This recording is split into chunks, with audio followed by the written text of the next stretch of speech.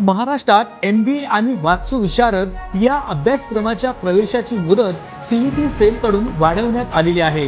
23 October 2024 पर्यंत MBA ची प्रवेश प्रक्रिया सुरू राहणार आहे। अखिल भारतीय तंत्र शिक्षण परिषदेने तंत्र शिक्षणाअंतर्गत येणाऱ्या विविध अभ्यासक्रमांच्या प्रवेशासाठी 1 महिन्याची मुदत वाढवली आहे। यामध्ये प्रथम वर्ष आणि द्वितीय वर्ष लॅटरल प्रवेशाची मुदतवाढ विद्यार्थ्यांना मिळालेली आहे।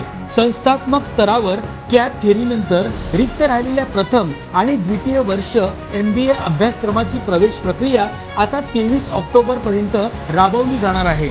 महायुती सरकारमुळे विद्यार्थ्यांना हा मोठा दिलासा मिळालेला आहे।